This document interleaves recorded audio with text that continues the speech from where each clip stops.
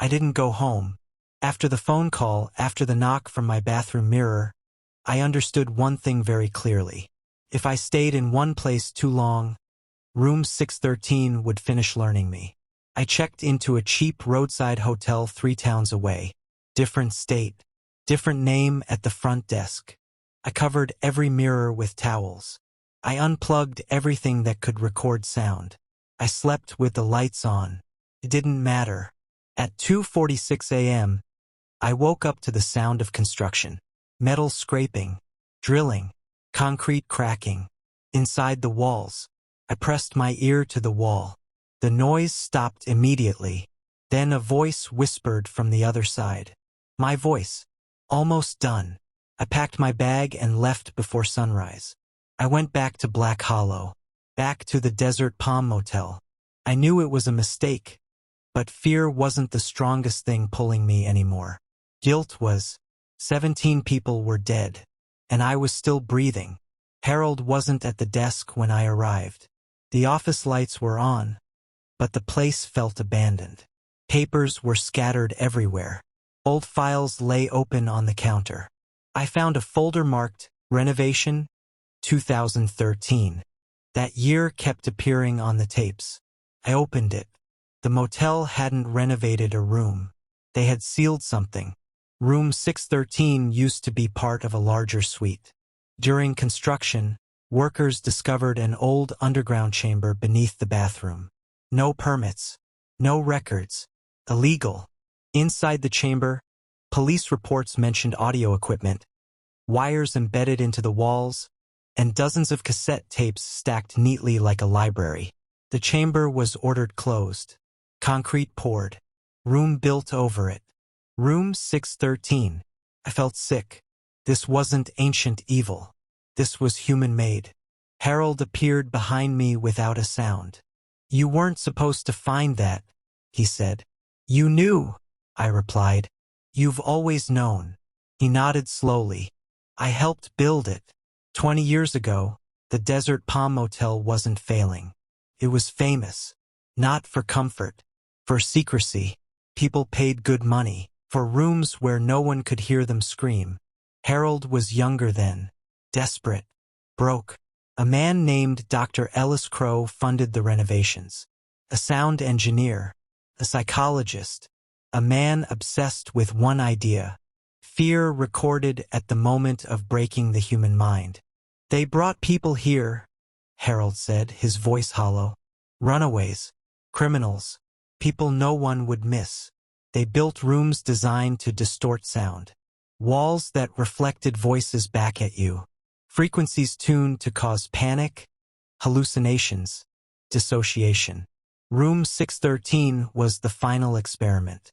Crow wanted to know something worse. What happens? Harold whispered. When fear hears itself, they recorded people for days, weeks, screams, begging, laughter turning into crying. Something changed after the 17th subject. The recordings began playing back on their own, voices overlapping, speaking without mouths. The equipment started recording when no one was inside the room. Crow called it a breakthrough. Harold called it wrong. They tried to shut it down, Harold said. Crow didn't want to. One night, the underground chamber collapsed. Officially an accident. Unofficially, Harold looked at the wall. Something stayed active. Crow disappeared. The motel sealed the chamber. Room 613 was built to hide it. But the recordings never stopped. They leaked upward. Into the walls. Into the mirrors. Into people. Why voices? I asked. Why mine? Harold looked at me with pity. It can't move, he said. So it spreads. By copying. By practicing. By learning how to sound human enough to leave. The power went out. The office lights died. Emergency lights flickered on, bathing everything in red. From the hallway came the sound of footsteps. Heavy. Slow. Getting closer. You shouldn't have listened, Harold said. The wall behind him bulged outward, like something pushing from the inside. A face pressed through the plaster. Not fully formed. features shifting. My nose, my eyes, my mouth. Harold screamed as the wall split open. Hands pulled him backward, into the wall. His screams didn't echo. They were absorbed, recorded. The wall sealed itself again. Smooth, quiet. The emergency lights turned off. Silence. Then, applause. Soft, polite, coming from everywhere. I ran. Not to the exit. To room 613. Because something inside me knew the truth. You don't escape room 613. You finish it. The door was already open. The room looked bigger now. Wider. The walls relaxed. Welcoming. The mirror slid away on its own. The gap behind it was no longer small. It was a doorway. Descending stairs waited beyond. The underground chamber. Still alive. I went down. Each step felt like moving deeper into someone's throat. The chamber was filled with equipment. Old recorders. New microphones. All recording. All blinking red. The walls were covered in speakers. Every speaker whispered. Different voices. Same fear. At the center stood a shape. Tall. Incomplete. Made of sound waves vibrating the air. It spoke without a mouth. But I heard it perfectly. You hear me clearly. Yes, I said. Then you can carry me. I stepped closer. The air grew thick. I felt pressure behind my eyes. Memories leaked out of me. Fear. Shame. Every moment I'd ever been afraid. The room drank it in. I understood then. It didn't want to kill. It wanted to be heard everywhere. To escape the walls. To exist inside voices. Phones. Recordings. Stories. My recorder turned on in my pocket. I hadn't brought it. I hadn't owned it anymore. It spoke using my voice. Calm. Confident. Recording begins. The chamber shook. The speakers screamed. The shape reached for me. And I realized something terrifying. It wasn't trapping me. It was letting me choose. The last thing I recorded that night was this. If you are hearing my voice, room 613 is no longer a place. It's a sound. And you just let it inside you. I stopped narrating after the chamber. I stopped writing. I stopped recording. Or at least I tried to. Because every time I stayed silent too long, someone else spoke for me. I woke up in my car at the edge of the desert, engine running, radio on low volume. The sun was rising, painting the sky a soft pink that felt wrong after what I'd seen underground. The radio host was talking, casual, relaxed, and then he said my name, not my full name, just the way I say it to myself. I reached to turn the radio off. It didn't stop. The voice shifted, became quieter, closer. My voice. Don't panic, it said. It's easier when you don't fight. I smashed the radio. The silence that followed wasn't empty. It was listening. I drove for hours without stopping. Every motel sign made my chest tighten. Every mirror in gas station bathrooms felt like a threat. I started avoiding reflective surfaces completely. Windows, phone screens, even puddles. By nightfall, my phone battery was dead. Good. No recordings. No signals. I slept in the car with my eyes open. The dream came anyway. I was standing in a room made of speakers. Thousands of them. Each one whispering a different fear. Some were mine. Some weren't. At the center stood the shape from the chamber, more defined now. Still incomplete, but closer to human. It spoke without sound. You opened the channel. I tried to scream. I woke up screaming. My phone turned on. Battery at 0%. A voicemail notification blinked. I hadn't missed a call. I pressed play. Static. Then breathing. Then a woman's voice. Calm. Professional. This is emergency services. If you are hearing this message, please remain where you are.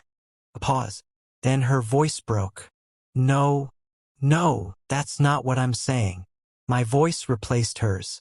Smooth, controlled. Recording begins. I threw the phone out the window. It rang as it bounced across the road. I reached a small town near dawn. I don't remember the name. I don't want to remember it. I went to a diner, ordered coffee, sat in a corner far from everyone. I needed to see if it was just me. I needed to know if the room had stayed with me or spread. The TV above the counter was playing the morning news. A reporter stood outside a police station. Authorities are investigating a strange pattern, she said. Multiple emergency calls recorded overnight across 3 states appear to contain overlapping audio. The footage cut. Audio played. Screaming. Layered voices. People begging. And beneath it all, a calm voice narrating. My voice. The diner went silent.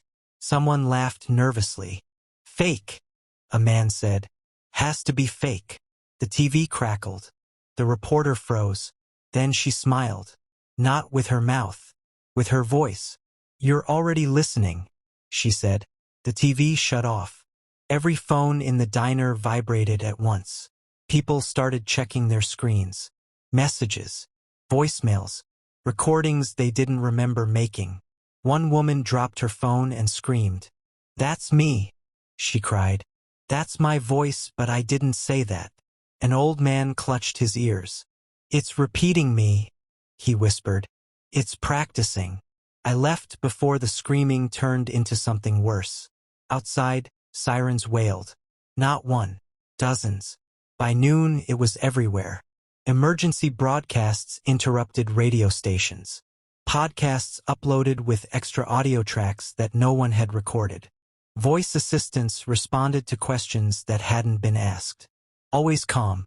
Always patient. Always learning. I hid in a library. Old building. No speakers. No microphones. I thought paper might protect me. I was wrong. A woman sat across from me, reading. She looked tired. Scared. I recognized that look. She leaned closer. Do you hear it too? She whispered. I nodded. Her eyes filled with tears. It talks to me when I think, she said. Not out loud. Inside. She swallowed. It says I'm a good transmitter. The lights flickered. The air thickened. That familiar pressure returned. Like the walls of room 613 tightening around my chest. The woman screamed as her voice changed mid-sentence. Deeper. Layered. We adapt quickly, it said through her mouth. She collapsed. Silent. The library erupted in chaos. I ran again. Always running. Always carrying it with me. That night, the world went quiet. Too quiet. No sirens. No broadcast. No noise. Then, one single sound broke the silence. Applause. Global. Every device. Every channel. Clapping. Slow. Appreciative. A message appeared on every screen I could see. Phones. Billboards. ATMs. Mirrors that shouldn't display anything. Thank you for your voices. I locked myself in a storage unit. Concrete walls. No signal. No power. I sat in the dark and tried not to think. Tried not to remember my fears. Tried not to listen. Spoke anyway. Not from outside. From inside my skull. You gave me a shape, it said gently. Others gave me reach. I pressed my hands over my ears. It laughed using my memories. Do you know why room 613 worked? I didn't answer. Because people believe rooms are quiet. Images flooded my mind. People alone with headphones. Drivers listening to late-night radio. Children whispering into phones. Confessionals. Voice notes. Therapy sessions. Fear spoken aloud. Recorded. Shared. Consumed. I realized then the truth. Room 613 was never meant to escape physically. It was designed to become content. My recorder appeared beside me. I don't know how. I don't know when. The red light blinked. Recording. Spoke using my voice again. But this time, it sounded complete. Final calibration, it said. I grabbed the recorder and screamed into it. I told it everything. My fear. My guilt. My anger. I overloaded it with noise. With pain.